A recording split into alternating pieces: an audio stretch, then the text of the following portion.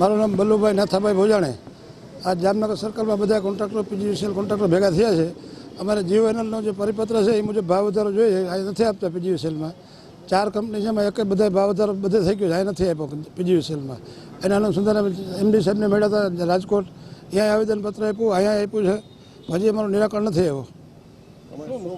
મારે ભાવ વધારાની માંગ છે, વ્હીકલના ભાવમાં ફેરફાર છે. અહીંયા જેટકો કંપની જેમાં આવી ગયા ભાવ અહીંયા નથી આપ્યા પીજીવીસીએલમાં. અમે ઓછામાં 500-700 માણસમાં રાજકોટ ભેગા થયા હતા. અને આજ દરેક સર્કલ ઓફિસમાં આજની તારીખે 12 સર્કલ ઓફિસમાં ભેગા થઈને આવેદનપત્ર આપ્યું છે આજે પીજીવીસીએલ બધામાં. કેટલો તફાવત છે બે વચ્ચે? મારે 25-30% તફાવત છે. એક જ કંપની હોવા છતાં તફાવત છે, એક જ કંપની હોય. જીઓએનએલનો પરિપત્ર છે કે બધાને ભાવ વધારો સરખો આપવો હોય, અહીંયા પરિપત્ર આવી ગયેલો છતાં એમને નથી આપતા. કોન્ટ્રાક્ટર પર એકદમ અન્યાય થાય છે. એના અનુસંધાને અમે ભેગા થયા છે. 4 કંપનીમાં એક સરખો ભાવ વધારો હોવા છતાં પીજીવીસીએલ ભાવ નથી આપતા. અમારો ભાવ વધારાની કંઈ માંગણી નથી, પણ ભાવ સરખો આપો બધાને, એ માંગ.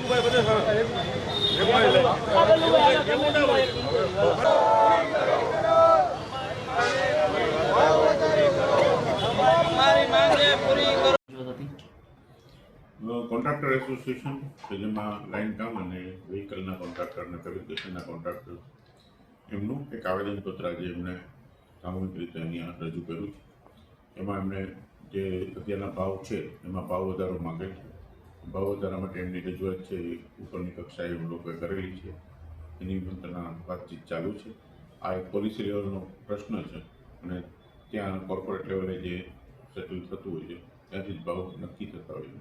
એટલે ત્યાં એની રજૂઆત હતી, એના અનુસંધાને એ લોકોએ આજે અમને બી આવેદન આપેલ છે કે અમે આ ભાવ વધારા માટે રજૂઆત કરીએ છીએ અને એના માટે અમે આવેદનપત્ર આપ્યા. કામ વચ્ચેને કારણે જે નવા કામો છે એના ઉપર ચોક્કસ અસર પડશે. વ્હીકલના કોન્ટ્રાક્ટર છે એમાં થોડી અસર પડશે, પરંતુ અમે એવી વ્યવસ્થા રાખી છે કે અમારા લાઇન સ્ટાફ છે કે અમારો સ્ટાફ છે એ પોતાના વ્હીકલથી અથવા બીજા જે ઓલ્ટરનેટ અરેન્જમેન્ટ થઈ શકતી હોય તેવા બીજા બહારના વ્હીકલ છે જે મળતા હોય એ લઈ અને પ્રજાને તકલીફ ના પડે એ પ્રમાણેનું કામગીરી પાવર સપ્લાયની અને બીજી બધી કામગીરી છે જેટલી શક્ય હોય એટલી ચાલુ રાખશે.